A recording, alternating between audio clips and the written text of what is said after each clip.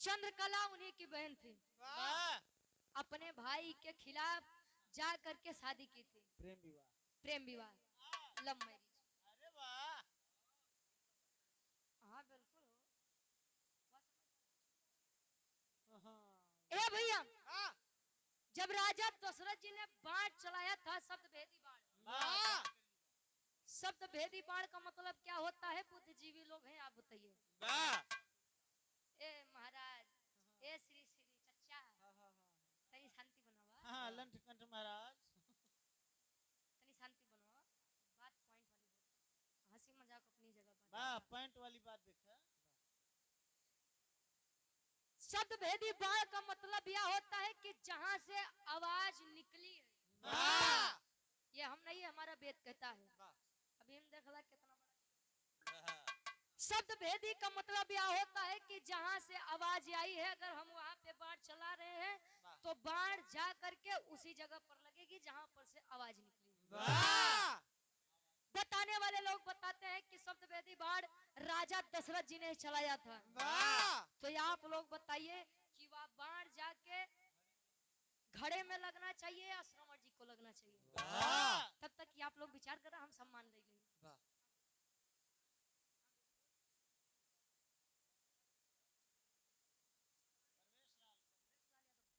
और ये हृदय के गार्जियन जी हैं,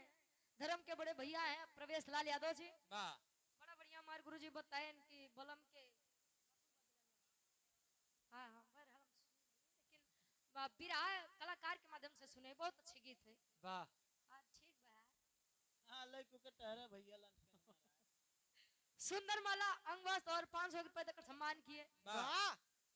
आशीर्वाद देख लाख भैया, हम खुद नहीं ना। हाँ प्रवेश लाल यादव जी। हाँ लेकिन गोड़ लगा ठीक बा। श्री श्री 108 आशीर्वाद के छारी के बच्चे अपनी कला में कामयाब रही। वाह विजय भैया, विचार यह कहता है, हमारा रामायण कहता है, हमारे वेद कहते हैं, हमारे शास्त्र कहते हैं। वाह तो मैं आपको आज इस मंच के माध्यम से बता दूं कि राजा दशरथ जी ने जानबूझकर वह बाण चलाया था। वाह किस लिए चलाया था? वाह उनकी कोई संतान नहीं थी और उनकी बहन उनके मर्जी के खिलाफ जाके शादी की थी। वाह वो भी शादी नहीं। हाँ और जो कुछ भी राजपाट था, हाँ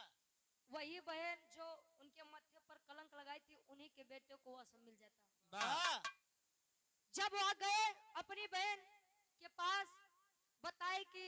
हम श्रवण है, उन्होंने पहचाना, माँ तो माँ ही होती है साहब। वाह उन्होंने श्राप दिया कि जाओ,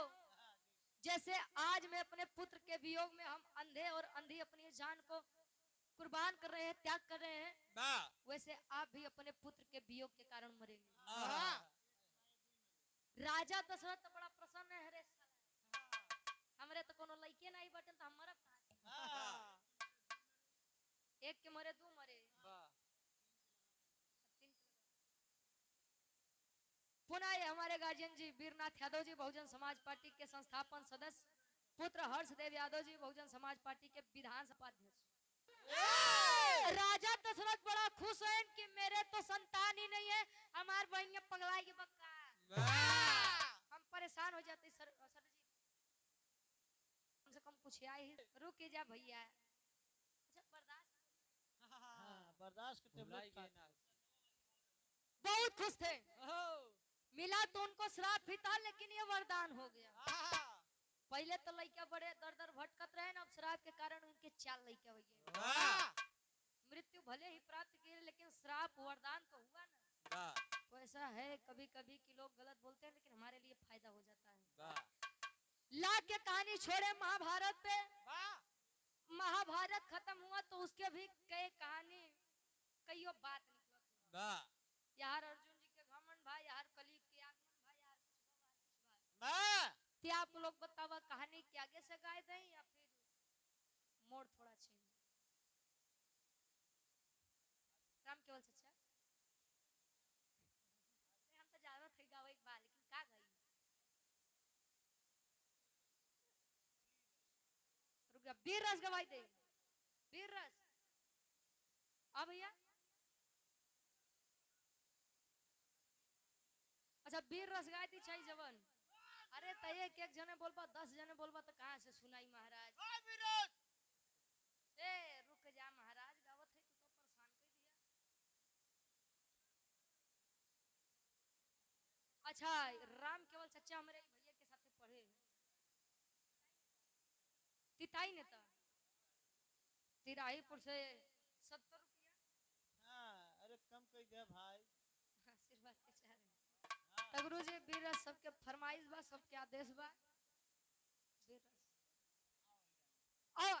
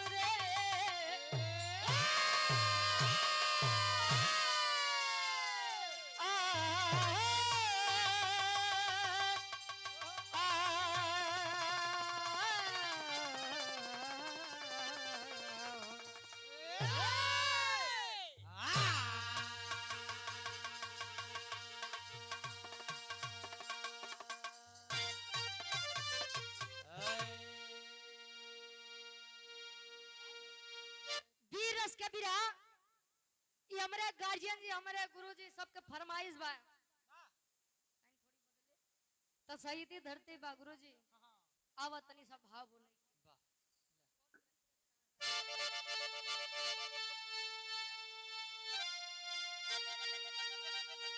आदरणीय सर्वजीत यादव उर्फ सिंटू भैया 100 रुपया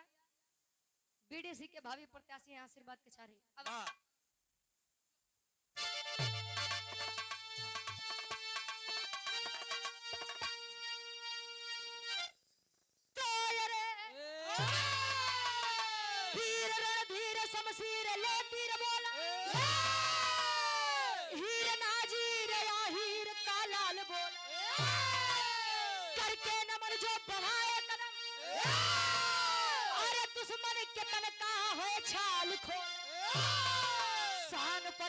कुर्बान किए निशान भारत माता न मिटने दिया औलाद फौलाद जल्लाद को मारे बैरी समर में न रुकने दिया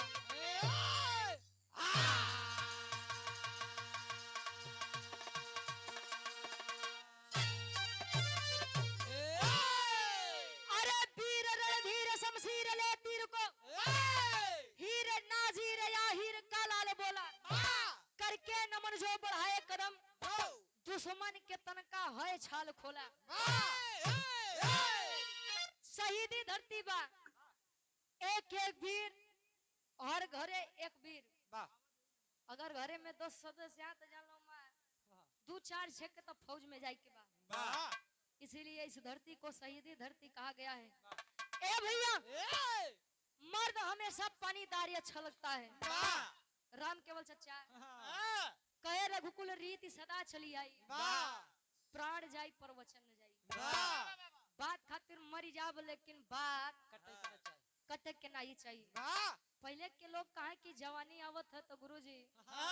चोकरत की आवत का पहरा नहीं का यार चली बा काहे बने काहे कवि जी एक लाइन बड़ा मिजाजी गीत लगाओ थे आशिक कहे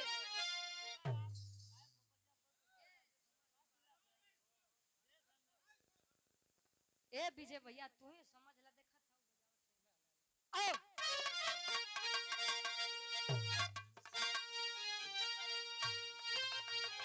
वाह क्या बात है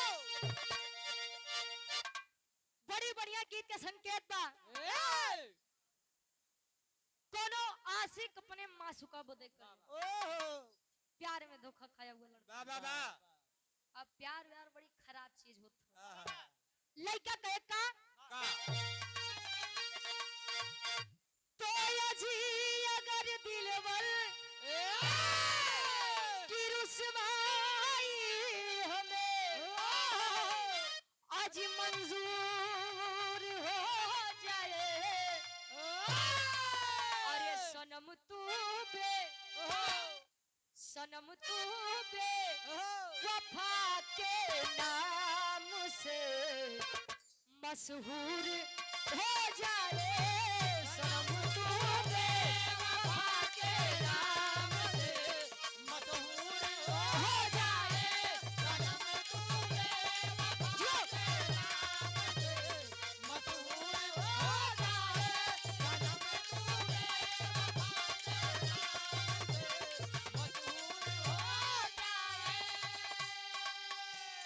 अगर दिलवर की रुसवाई हमें मंजूर हो जाए वाह। सनम तू बेवफा के नाम से मशहूर हो जाए मशहूर हो जाए ये प्यार है मेरा आहा, दिल में वाह। अब प्यार नहीं रहता ए भैया भाव बा एक लाइन बीरन खातिर चाहिए वीर तब के हो चाहे वीर आपके अब के हो वाह कभी का भाव बा किसे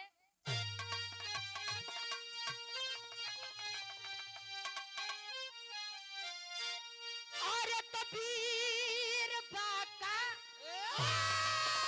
अरे बहादुर समर में अरे जो जान चली जाए कसम भारत अरे माता की अलग पहचान हो जाए कसम भारत माता की अलग पहचान हो जाए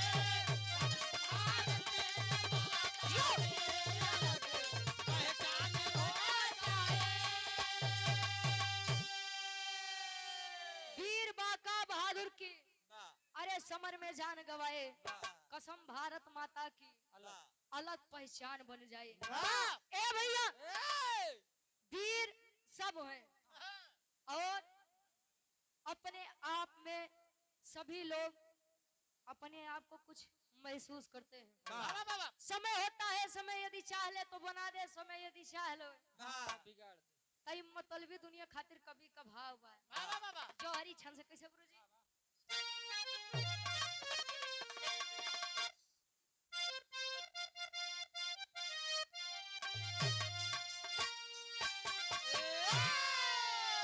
अरे तो किस्मत की बात बताऊं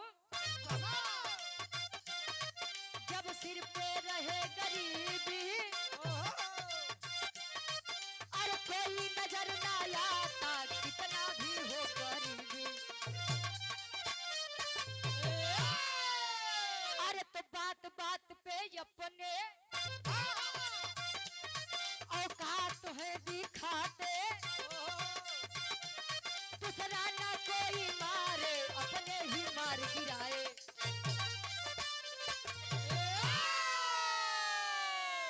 किस्मत की बात बताऊं जब सर पे छाए गरीबी किस्मत क्या कहते है कि जिंदगी किस्मत के भरोसे चलत है हाथ जकरे नाई बा ऊ के अपन किस्मत होते ए भैया लोग रावण को तो पहचान लेते हैं कि नहीं ऊ रावण बा लेकिन घर में छिपे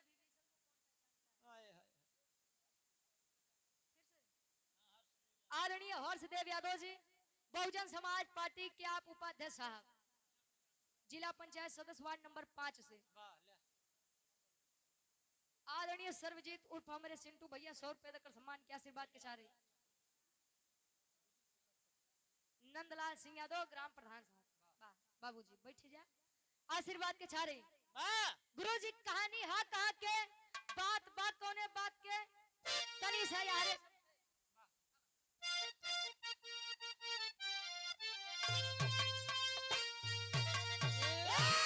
और तो शहर कानपुर है याला एक छोटा रहा घराना यादव समाज की गाथा और गाता सारा जमाना और काम काज थे करते कृपा रहे माधव की गरीब रहा बेचारा और दीपक मनु यादव की रघुराज सिंह के घरवा और काम काज है करता कमला सिंह के है संगवा तब मनु बेचारा रहता दोनों जब साथ में चलते अंगद हनुमान की जोड़ी भाई भाई थे लगे पश्चात थोड़ी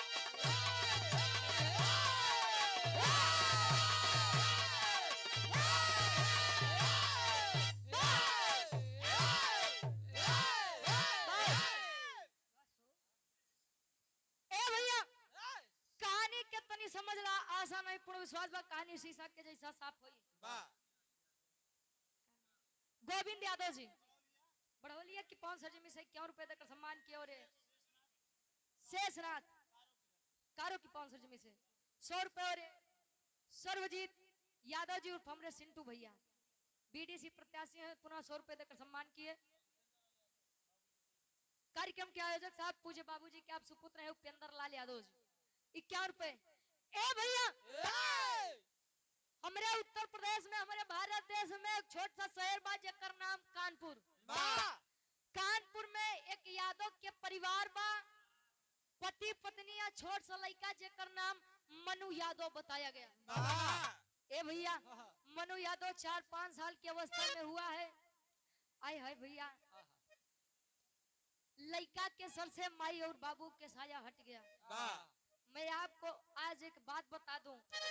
जब तक हमारे माता पिता इस दुनिया में रहते हैं तब तक हम लोग बच्चे कहलाते हैं लेकिन जिस दिन हमारे माता पिता इस दुनिया से चले गए उसी दिन हम बड़े हो जाते हैं छोट सा लड़का मन्नू यादव अनाथ हो गया गांव देश के लोग बढ़िया थे वही गांव में एक ठेकेदार एक जमींदार के घर पर जेकर नाम रघुराज सिंह बताया गया रघुराज सिंह की पत्नी शारदा देवी और रघुराज सिंह और शारदा देवी के बीच में एक लड़का जेकर नाम कमला सिंह बताया गया ले जाए के बाबू काका लोग मनु यादव के हाथ शारदा देवी के हाथ में थमा दिए ए मलकिन ए मालिक ए भैया ए बड़कऊ गवैया वैसो भी बड़ा मेहनत से माहौल बनाओ थे काहे खोत है पैसा मत ला लेकिन बढ़िया से सुन ले जाए हाँ ए भैया सुना मनु यादव जी ले जाके गांव परिवार के लोग मनु यादव का हाथ रघुराज सिंह को थमा दिए ए बाबू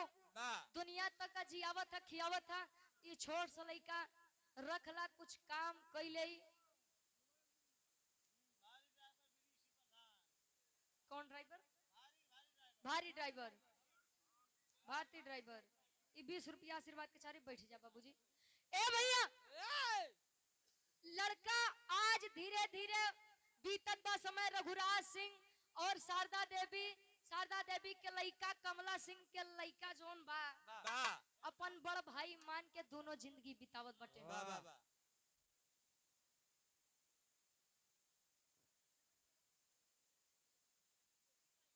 अच्छा पूज्य स्वर्गीय बाबूजी की आप छोटी माता जी यानी चाची जी ये ढेर सारा मैं पुरस्कार आशीर्वाद के चाह रहे कि हम बच्चे अपनी कला में कामयाब रहे अच्छा चाची लाए वही छोटी माता हम तो छोट माई बड़ माई ढेर हो ए भैया कमला सिंह के साथे साथे मनु यादव भी बड़ा हुआ नाग पंचमी का दिन आया दंगल रखा गया तो कमला सिंह ऐसा पहलवान था इतना बरियार पहलवान रहे कि ओकरे सामने अच्छे नाई टिके जे भी कमला सिंह से हाथ मिलावे ते ही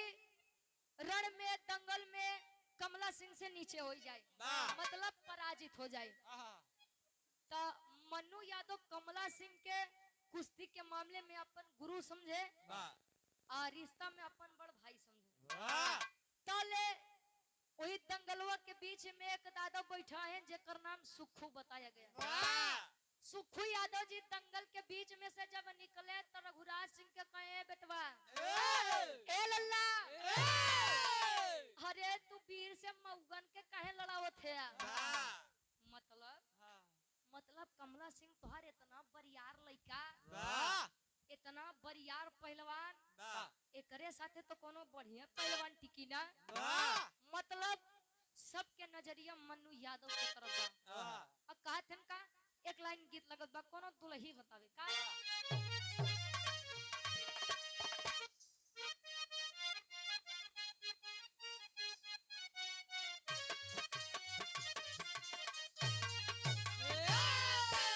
दुल्ही कहे चूड़िया चट चट फोरला हमारे नरम कलैया मरोड़ के मनवाए राजा जी, आई हो मनवाए राजा जी, अब का खाट के पाटी तोड़ के मनवाए राजा जी, अब का खाट के पाटी तोड़ के मनवाए राजा जी, अब का खाट के पाटी तोड़ के मनवाए राजा जी, अब का खाट के पाटी तोड़ के मनवाए। ई तो उदलई के बात रहे छोड़ा। बात सुखू दादा निकल के आदमी के लोगन से आए खड़ा होई के बात कहते ने रघुराज सिंह बेटा होश में हो जाओ। सुखू दादा कहे का कहे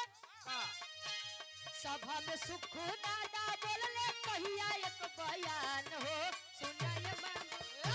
आई हो पागल बजन ताया लड़ी है दोनों पहलवान हो पागल बजन ताया लड़ी है दोनों पहलवान हो लड़ी है दोनों पहलवान हो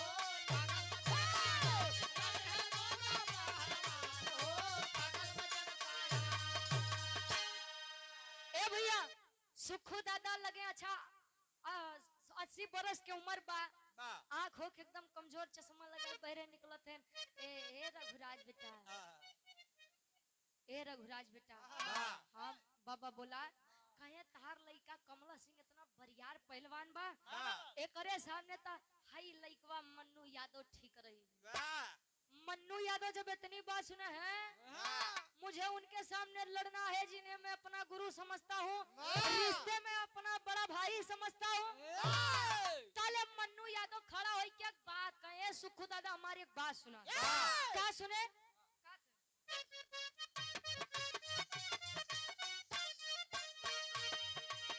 बोला मन्नू यादव तब ठाकुर के समान, बोला मन्नू यादव तब ठाकुर के समान, बोला मन्नू यादव तब ठाकुर के समान। आदरणीय सुभाष यादव जी जो कि बंबई से आए हैं और गाजीपुर की पावन सजमी से, हमारे चचा श्री श्री राम केवल चचा के परम मित्र है। ये ढेर सारा मैं पुरस्कार 100 रुपए माई भगवती करे कृष्ण सुदामा की जोड़ी बनल रहे, बरकरार रहे, वाह आशीर्वाद के चारे। चंद्र नारायण यादव जी वाह मिठाई वाले हैं, 100 रुपए देकर सम्मान के आशीर्वाद के छा रही। और ये आदरणीय रामानुज गार्जियन जी शाहजहां की पावन सजमी से 100 रुपए। बिरहा हो जा भैया तब फरमाइश बैठे जा, अब बिरहा के माहौल बनबा। ए भैया कहे मन्नू यादव कहे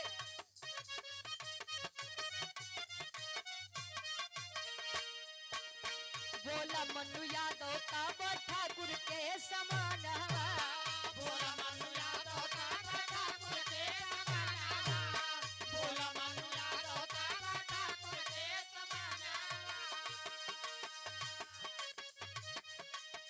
दंगल में गुरु लागे रिश्ते में बिराना, दंगल में गुरु लागे रिश्ते में बिराना, दंगल में गुरु लागे रिश्ते में बिराना। माना कैले मन्नू न कटू तलिया रमान हो पागल बजनता यार आई हो पागल बजनता यार लड़ी है दोनों पहलवान हो पागल बजनता यार लड़ी है दोनों पहलवान हो पागल बजनता यार लड़ी है दोनों पहलवान हो ए भैया जब उ सुखू दादा कहे कि कमला सिंह के हाथ केवल ही मन्नू यादव लइकवा था में मन्नू यादव खड़ा हो गया ये बाबा जिन्हें मैं रिश्ते में अपना बड़ा भाई समझता हूँ जिनके साथ मेरा बचपन बीता है और इस कुश्ती के मामले में जिन्हें मैं अपना गुरु समझता हूँ आप उनसे कह रहे हैं कि मैं हाथ थाम लूं अरे नहीं रे बाबा हमसे नहीं हुई पीछे हो गया बारे बाबू के प्रेम बच्चे को गोद लिए हैं मन्नू यादव के और जात के रघुराज सिंह ठाकुर थे खड़े हो गए हैं मन्नू यादव अरे मन्नू अरे मैंने तो सोचा था कि मैंने एक शेर को पाला है अरे लेकिन तू तो गीदड़ निकल ले शर्म तो मुझे अपनी बीबी शारदा देवी के ऊपर आ रही है जिसने तुझ जैसे कायर को पाला है पोसा है ए भैया आज जब बात माई के ऊपर आएगा खड़ा हो गया मनु सिंह ए बाबू हमरे तक बात रहे तो हम समझ लेते हमरे तक बात रहा तो हम अपने बेइज्जती के सहन कर ले लेकिन बात आज हमरे मतारी के ऊपर आएगी बारे वह बेटा खड़ा हो गया और करत है का गुरुजी ये गीत के हमरे गुरुजी विजयलाल गुरुजी बड़ा लहाई कैसे सिंटू यादव जी बीडीसी के भावी प्रत्याशी हैं 100 रुपए देकर सम्मान किए कोनो लड़की के तारीफ करत बा खूबसूरती के बखान करे कैसे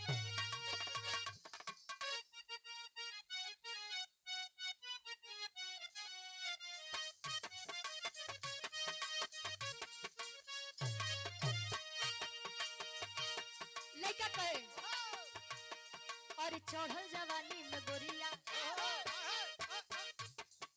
चढ़ल जवानी में गोरिया काहे बांधेली चोली काहे चढ़ल जवानी में गोरिया काहे बांधेली चोली काहे चढ़ल जवानी में गोरिया ए गुरुजी गायन अरे लगन रही तन मन में देखिए ये बात उस विरह में गाए थे लेकिन ये बात 100% सत्य है हमारे लिए भी लागू होती है आपके लिए भी लागू होती है मन में अगर किसी काम को लेकर लगन है मन में तो वो होगा कहे एक दिन मंजिल पाई ओकर झंडा जरूर लहराई लगन रही तन मन में ओके केहू न रोके पाई लगन रही तन मन में ओके केहू न रोके पाई लगन रही तन मन में ओके केहू न रोके पाई लगन रही तन मन में ओके केहू न रोके पाई अरे सरवा पलली माई बाबूजी ना तो मेरी माँ कमजोर है और ना तो उनका बेटा कमजोर है माँ ने गीदड़ को नहीं एक शेर को जन्माया शेर को लेकिन पाला भी उन्होंने शेर को है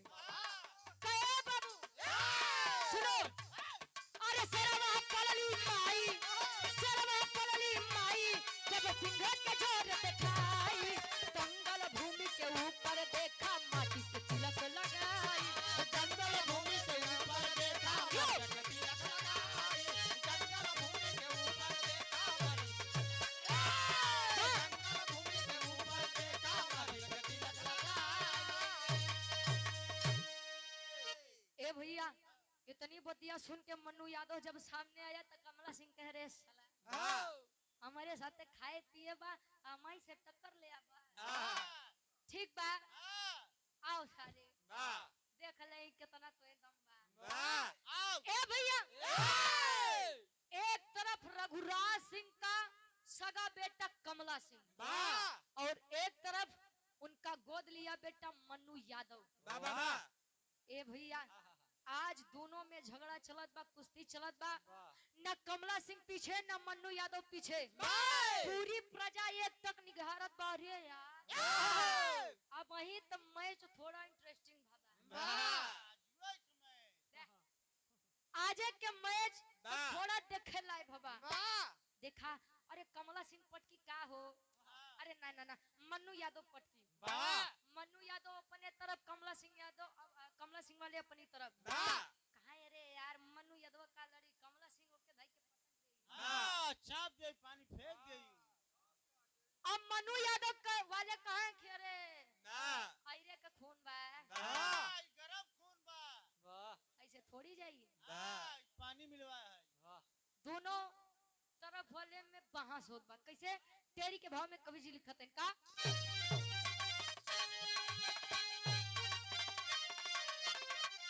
अरे तो लोहा को लोहा ललकारे जमके अरे तो लोहा को लोहा ललकारे जमके खिड़े हैं दोनों योद्धा अपलक प्रजा निहारे अरे निहारे अरे निहारे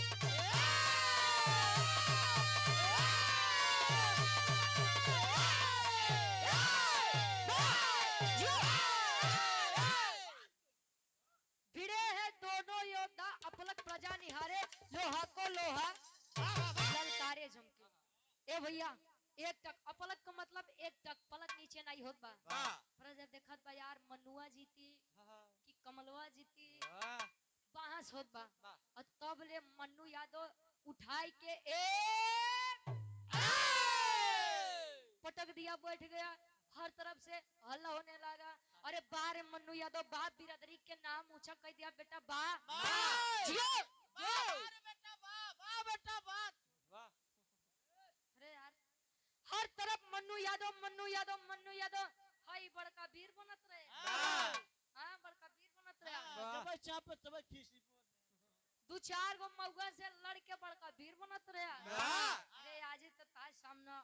असली मर्द से बात बा मन्नू यादव को बढ़िया फूल माला पहना करके बा मन्नू बेटा बा बा और एक तरफ कमला सिंह जब इतनी बात सुना तो उसके मन में सोचिए जो भाई भाई की जोड़ी अंगद और हनुमान की थी वाह बा आज एक भाई की विजय पर एक भाई के मन में प्रतिशोध की ज्वाला जल उठी जय नारायण यादव जी 51 रुपए मिष्ठान भंडार ए भैया गार्जियन जी आप प्रकाश मेडिकल स्टोर शिवरी अमहर से प्रकाश मेडिकल स्टोर आशीर्वाद के चारी ए भैया आया रघुराज सोचिए अपने एक बेटे के जीतने जो कि उनका सगा बेटा नहीं था ये होता है साहब प्रेम और बदनाम करने के लिए तो लोग अपने सगे रिश्तों को भी बदनाम कर देते हैं रघुराज सिंह यहाँ नहीं सोचा कि मेरा सगा बेटा रण में हार गया ना जिसने पाला था उस बेटे को विजयी बना के खुशी खुशी घर को आया ए शारदा अरे बाहर निकल पगली तोहार लइका नाम रोशन करके आई बा शारदा माई आई लेके फूल माला अरे हमार लइका तिलक लगाई के आरती उतारत यहाँ और एक तरफ कमला सिंह घुसियाई के अपने कमरा में गा जब कमरा में गा तो महतारी खाना लेके गा फेंक दिया खाना हट जाओ अरे आप माँ हो माँ के नाम पर ही आप कलंक हो क्यों रे बेटा अरे तुझे वह बेटा प्यारा है और तेरा खून का रिश्ता तुझे नहीं प्यारा है अरे नहीं रे लइका जैसे हमारे खातिर तू वैसे मन्नू यादव और जैसे मन्नू यादव वैसे तू तले कहे सच बात बोले थे हमका माना थे हाँ बेटा मानती है मुझे हाँ बेटा मानती हूँ खड़ा हो गया कमला सिंह और करता क्या है बिरहा के आखिरी गीत लगत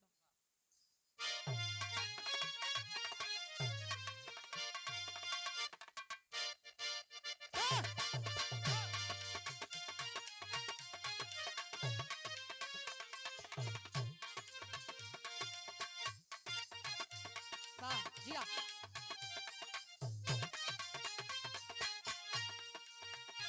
फिल्मी गीत बा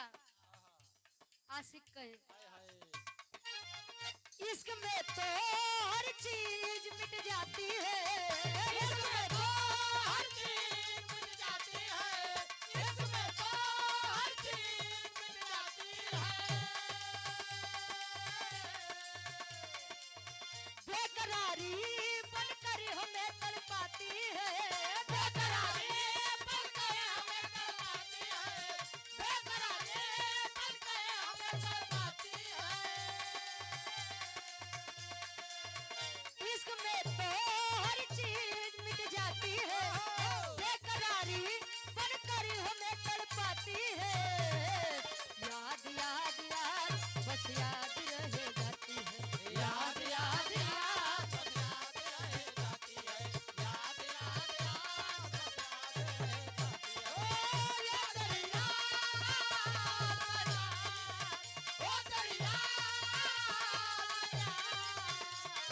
याद याद याद बस याद रह जाती है, याद याद याद।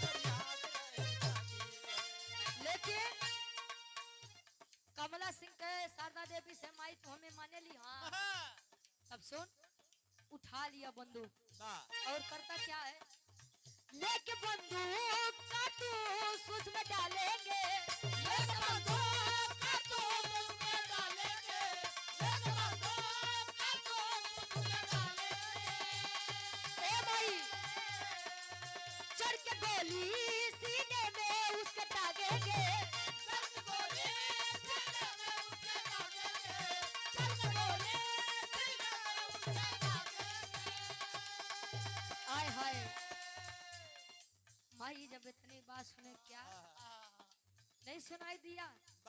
इसीलिए कहता हूँ कि तुम मुझसे प्रेम नहीं करती। कहे फिर से सुन, लेके बंदूक कारतूस उसमें डालेंगे, चढ़ के सीने पे माँ सुन, चढ़ के सीने पे गोली उसके दागेंगे, चढ़ के सीने पे गोली उसके दागेंगे, चढ़ के सीने पे गोली उसके दागेंगे। लेके बंदूक कारतूस उसमें डालेंगे, चढ़ के गोली सीने में उसके दागेंगे। जान जान जान हम जान से ही मारेंगे, जान जान जान हम जान से ही मारेंगे, जान जान जान हम जान ए भैया उठा के बंदूक कारतूस उसमें डाला। ए माई तू हमसे प्यार करती है ना, तो चल ठीक, तुझे मैं एक काम देता हूँ, जा तू मन्नू यादव को मेरे सामने लेकर आया। जब तक मैं मन्नू यादव को मार नहीं दूंगा तब तक मेरे इस कलेजे को ठंडा नहीं इस आसपास के इलाके में कोई ऐसा नहीं जन्मा था जो कमला सिंह को पछाड़ दे, लेकिन ये साला मेरा ही नमक खा करके मुझसे ही गद्दारी कर दिया, मेरे ही पत्तल में खाकर मेरे ही पत्तल में छेद कर दिया। नहीं छोड़ा बे के माई, तू बस जा, वो के लिए आई क्या आय हाय। कहा जाता है माँ का जो मन होता है, दिल होता है, वो बड़ा पवित्र और नेक होता है। एक बेटे के मुंह से जब ऐसी बात सुनी कि मैं मन्नू यादव को मारूंगा, आ करके मन्नू यादव से एक बात के, बेटा तू हमके माई माने ले। हाँ मानता हूँ माँ, मेरी एक बात सुन, इस महल इस घराने से दूर चला जा बेटा। ये क्या कह रही हो माँ, मेरा आप लोगों के अलावा सहारा ही कौन है? मैंने अपने माता पिता को ठीक से देखा भी नहीं था, मेरे माता पिता इस दुनिया को छोड़कर चले गए। ए माई हम के अपने आप से अलग मत कर माई, बेटा मैं तेरी जान की भीख तुझी से मांग रही हूँ, चलिया जा बेटा। अगर तू मुझे अपनी माँ मानता है तो चला जाए यहाँ से। आज अपनी माँ की बात को मान करके राजघराना छोड़ दिया, अतल धीरे धीरे समय बीतत बा। होत का पापट के भाव में कवि जी लिखते हैं, गौरी शंकर राजभर जी प्रधान पद के प्रत्याशी हैं, 100 रुपए देकर सम्मान की। सिंह अब चौड़ियात बा, अगर यहाँ जंगल में केहू शेर बा तो केवल एक शेर कमला सिंह, और वह तरफ मन्नू यादव के ओकर माई भगाई के जिंदगी खुशी से बितावत बा। कम से कम हमार लड़का ई दुनिया में तो रही। मन्नू सिंह अपन पेट पाले खातिर ए भैया जौन भी छोटा मोटा काम मिले तवन खुशी खुशी कैले। प्रत्येक वर्ष के बाद इस साल भी जब दंगल लगा तले होत का पापट के भाव में कवि जी लिखते हैं बड़कऊ शांत रहता है यार, अगर बैठ के चिल्लाते पीछे नहीं जा सकता। पापट के भाव में कवि जी लिखते हैं का,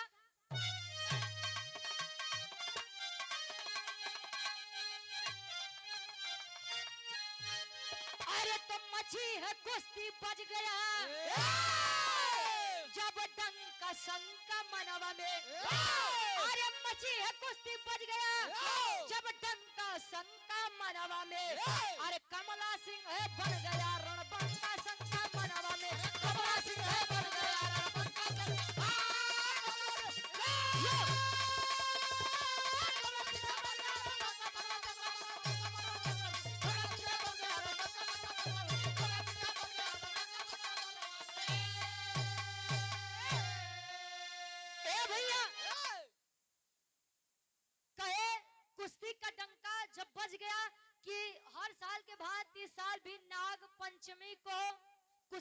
आयोजन किया गया है। अरे मन्नू यादव तो भगौड़ा रहे सार भाग्य बा। अभी कमला सिंह से देखा कवन वीर टक्कर लेत बा। और तब ले कभी जी उठाई की कहानी भरत हैं कहा। अरे हेनरी अंग्रेज तब कमला सिंह को ललकारा है। अरे मिलाओ हाथ मुझसे गर, अरे माता का दुलारा है। अरे तो गॉड जाने मिटा दूं। गॉड का मतलब ईश्वर। ईश्वर भगवान। अंग्रेज था, अंग्रेजी कहे अरे गॉड जाने मिटा दूं तेरी लंका शंका मनवा में। अरे तक कमला सिंह है बन गया रणबंका शंका मनवा में। हेनरी नाम के एक अंग्रेज रहे और बड़ा नाम सुने रहे कमला सिंह के बारे में। हेनरी अंग्रेज आया, कहा कि दंगल में मैं सुना हूँ कि कमला सिंह बड़ा बढ़िया बाजी मारता है। कहा है लेके आओ मेरे सामने, लेके आओ मेरे सामने। अच्छा कमला सिंह आया, फिर से गार्जियन जी के द्वारा पुकार उठा कि आज ही के दिन से 10वें दिन बाद यहीं पर कुश्ती का आयोजन किया जाएगा, जहां से हमारे भारत देश के लिए लड़ेंगे कमला सिंह और अंग्रेजी शासन से आया है ये हेनरी अंग्रेज। तो ये बात हर जगह बड़ी बढ़िया फैलत रहे, वायरल होत रहे, न्यूज़पेपर में, टीवी के माध्यम से बढ़िया से जब ये बात फैले भारत देश के लिए लड़ेंगे कमला सिंह जी अंग्रेजी शासन से, हेनरी अंग्रेज। धीरे धीरे ये खबर पहुंचा था कहाँ गुरुजी, आल्हा के भाव में कवि जी प्रमाण देते हैं। सर्वजीत यादव उर्फ हमरे सिंटू भैया बीडीसी के जो भावी प्रत्याशी हैं 100 रुपए देकर सम्मान के आशीर्वाद के चाह रही। और बिचवाई में जा छोड़ा भाव बना खराब मत करा हाथ। आल्हा के भाव में कवि जी प्रमाण देते हैं, नहीं बात पहुंचत बा के करे लगे।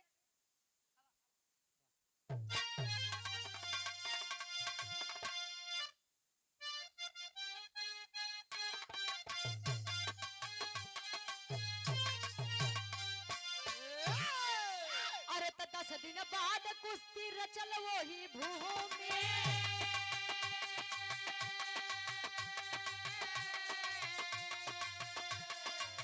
चारों तरफ फैले लागल सुना समाचार।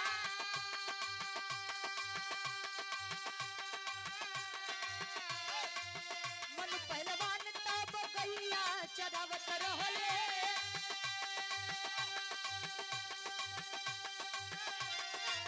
मन पहलवान तब गैया के चरावत रहले। सुन ले खबरिया भइले दिलवा पे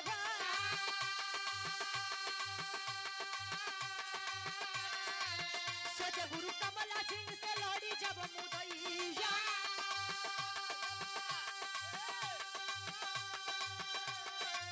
सोच गुरु कमला सिंह से लड़ी जब मुदैया।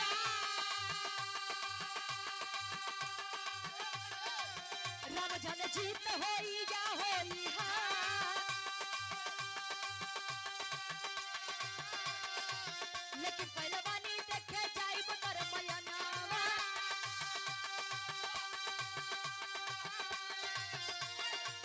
लेकिन पहलवानी देखे जाइब कर मयनावा।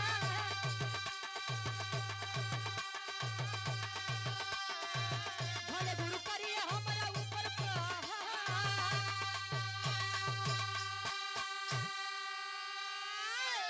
प्रधान जी पहुंचत बा मन्नू पहलवानी यानी मन्नू यादव लगे। मन्नू यादव गाय भैंस चराई के अपन रोजी रोटी बितावत बा। और जब ये खबर पैस कि रे बाप हिंदुस्तान से हमार गुरु कमला सिंह लड़त है और वहां से हेनरी अंग्रेज, ये तो बड़ी गड़बड़ बात बा। पता नहीं युद्ध में जीत मिली कि हार मिली। जीत मिल जाई तो ठीक बा, लेकिन यदि हार मिल गई तो समझ लीजिए पूरे हिंदुस्तान का पानी चला जाएगा। मच गया दिल में शोर कि अब मैं भी अब कुश्ती देखने जाऊंगा अब मेरे गुरु कमला सिंह चाहे मुझ पर प्रहार ही क्यों ना कर दे, अब बात हमारे भारत देश की बात आया। कुश्ती हो रही है, कुश्तिया में जैसे कमला सिंह उतरे तो लगे सोचे जब हम अपने चेला से नहीं जीते तो कमला सिंह सोचत बा पहले से हार मान ले तो हमारे हिंदुस्तान के वैसे थोड़ा बहुत पानी बच ही जाई, लेकिन अगर लड़के हार, अब यही होती है मानसिकता, लड़के हारता तो ये होता कि हाँ मेरे भारत देश का जवान था, मेहनत किया बेचारा, अब काम करे से पहले में तू लोग हारे तो के तुम्हें विजेता करी। जैसे ही पीछे घूम गए मन्नू यादव आ गया, अरे गुरुजी लौट काहे जा रहे हैं, अरे अंग्रेज हंसत बा, हाँ ये अबीर एक के तू लोग बड़का वीर ठहरावत रहा, अरे हमका देखते मान लगा पानी फेंके। ए भैया आज भारत देश की अपने गुरु की मान मर्यादा बचाने के लिए मन्नू पहलवान बीच रण में कूदा। अंग्रेज महोदय हे गोरी चमड़ी वाले तुम्हें जीते तो नहीं दे भारत देश के लाल, अब पहले चेला से जीता बाद में गुरु से मुकाबला करे, ये होता गुरु और ये होता है शिष्य, जो शिष्य फर्ज होता है वो अपने गुरु के लिए लड़ा। ए भैया एक तरफ अंग्रेज एक तरफ हिंदुस्तान का वीर मन्नू यादव लड़त बा, अब मन्नू यादव तबले हेनरी अंग्रेज के उठाए के जैसे पटका हर तरफ से फिर से, अरे बेटा मन्नू यादव, अरे लड़का ते तो हमारी इज्जत बचाई लिया, हर तरफ से तालियों की गड़गड़ाहट होने लगी, तालियों की बौछार होने लगी, लगे माला पहनाई के बाहर मन्नू यादव की जय, मन्नू यादव की जय, जयकारा लगत बा।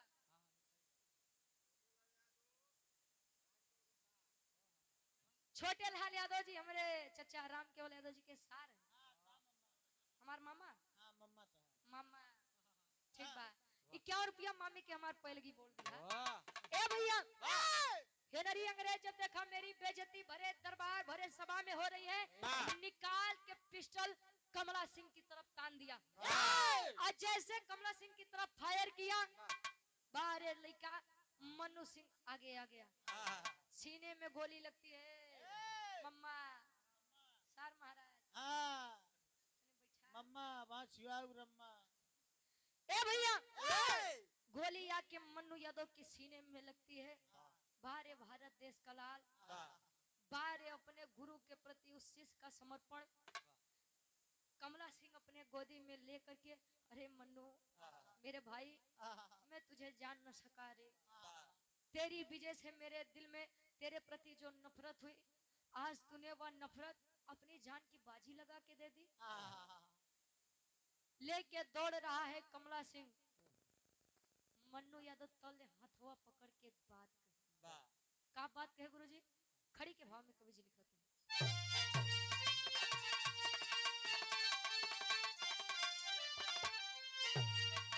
अरे त गोली लागल बा हमरे टूटल आस भैया, अरे त गोली लागल बा हमरे टूटल बयास भैया,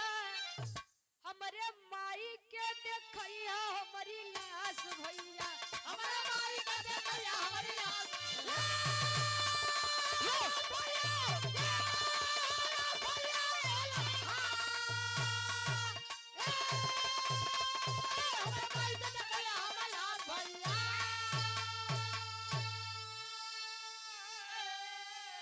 गोली लागल बा हमरे टूटल बा आस भैया, हमरे माई के देखैया हमर लाश भैया। ए भैया मैं इस जंग को तो जीत गया भैया, लेकिन मैं अपनी जिंदगी की बाजी हार गया भैया।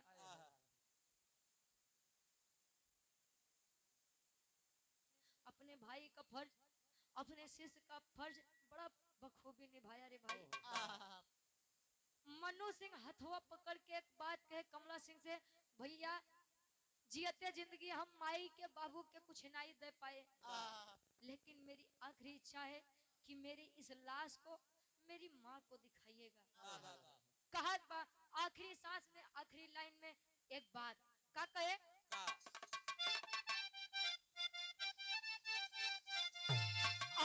जियत जिंदगी नहीं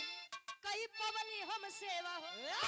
कर जाना चुकाया माई खियाइली जवन मेवा हो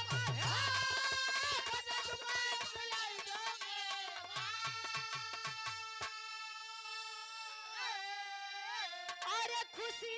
माई के देव तू बाबी सवास भैया अरे तो खुशी माई के तू देवा बाबी सवास भैया हमारे माई के देखैया हमारी लाश भैया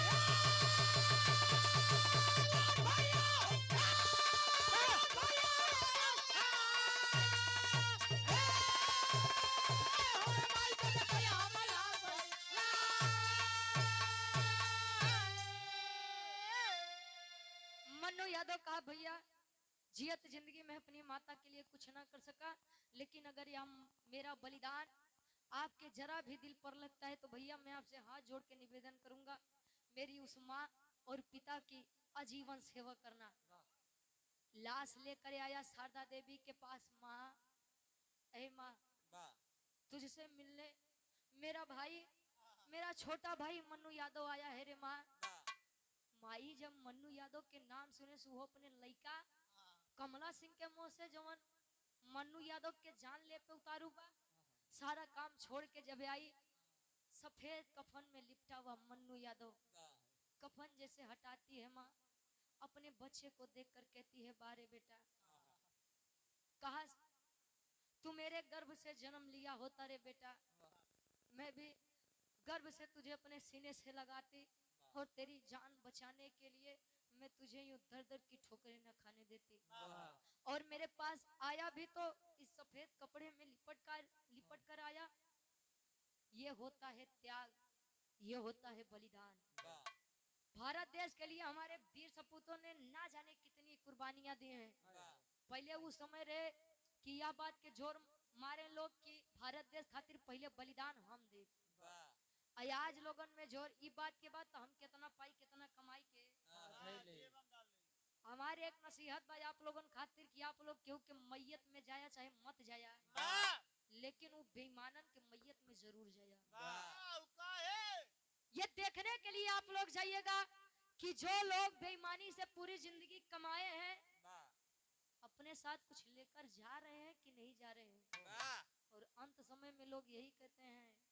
जे खराब काम करे बारे भले मेरा सार भले मेरा गांव पूरा आनंद भर तो ऐसा काम मत करिए कि जाने के बाद भी लोग आपको चार गाली दें। ये हमारे बिरहा के भाव रहे देश खातिर कुर्बान क्या होता है और गुरु के प्रति एक शिष्य का फर्ज क्या होता है। मन्नू यादव इतिहास के पन्ने में अपना नाम अंकित अमर करके गया है और इस गीत के माध्यम से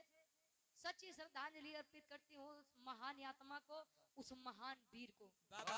आखिरी में खानदान के परिचय पर फिर गुरुजी की नंबर रही गुरु बिहारी गुरु गणेश गुरु रामलाल मुरबाद का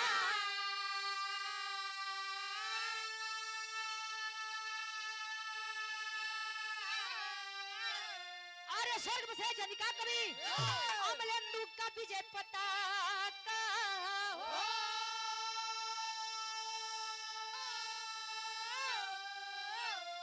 अरे लोहा को लोहा ललकारे जम के गावे रुचि यादव पूजा करे कलम के लोहा को लोहा ललकारे जम